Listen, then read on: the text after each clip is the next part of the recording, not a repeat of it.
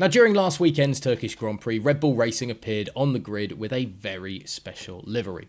The team exchanged its traditional dark blue look for a snow white variant. Now, the livery was inspired by the Honda RA272, the car in which Richie Ginther achieved the first ever Formula 1 victory for Honda during the Mexican Grand Prix in 1965.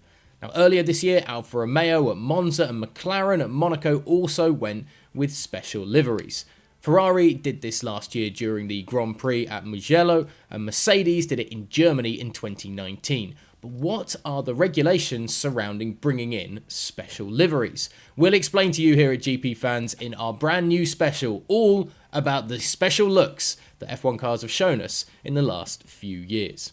Before we go any further, remember to hit that subscribe button down below to stay up to date with everything that we do here at the channel, including our top 5 liveries that we've enjoyed over Formula 1 history. But now, let's get into the meat of the special.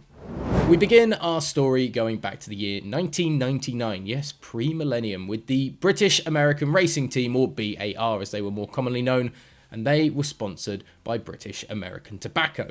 Now, the company had spared no expense and decided to promote 2 of its brands, Lucky Strike and 555, on a large scale within Formula 1. The idea was that both cars of the BAR team would have a different look. One car would be white, red and black in the Lucky Strike motif, the other car would be yellow and blue for the 555 brand. However, the FIA decided to change the regulations that season, requiring teams to send all its cars onto the track with the same livery. As a result, the sponsor's plan could not go ahead, but fortunately, the BAR team had plan B up their sleeve. The car would be split down the middle in 2 different designs on either side of the car, with a large zipper running up the centre of the car to link them two together. It was a very unique look in Formula 1. This allowed both designs to be used without having to delete one car. In the years that followed, the regulations were tightened even further. The cars weren't allowed to change during a season their livery. Major changes must be approved by the FIA and the Formula 1 rights holder. Although we see special liveries more and more today, this was not so obvious just a few years ago. This is partly due to those aforementioned regulations. 3 years ago, however, Zak Brown urged Formula 1 to give teams special permission to drive special liveries if they so wished. The McLaren CEO cited the Monaco Grand Prix as an example of a race where a special look for a car would come into its own. He has now had his way and been vindicated in that, because during the last edition, of course, of the Monaco Grand Prix, McLaren ran that beautiful Golf livery on the grid this year. In the past, the teams had to vote on it, but that has changed, said Brown in May.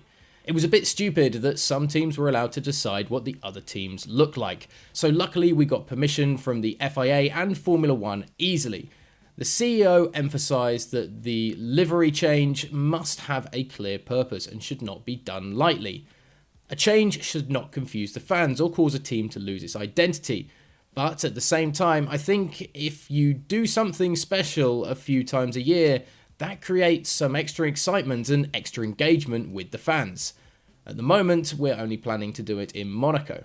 I think if you want a special livery, you can make it special. It's something that, as you all know, is not done very often in Formula 1. So Formula 1 changed the rules years ago, meaning that teams no longer need permission from the competition to change their look. While there are, of course, a few teams that would block such an opportunity, it is, of course, kind of nice that now the teams can skip that step in the middle and just arrange special permission with the FIA and Formula 1. So now we've seen it starting to become more and more commonplace. Which special liveries would you like to see reappearing on the grid? Perhaps an old, maybe Marlboro throwback on a McLaren or a Ferrari, or perhaps bringing back a classic Benetton or Renault look or something like that. Let us know in the comments section below which ones you'd like to see reappearing on the grid, and if you think it's a good idea to have these special one-off liveries.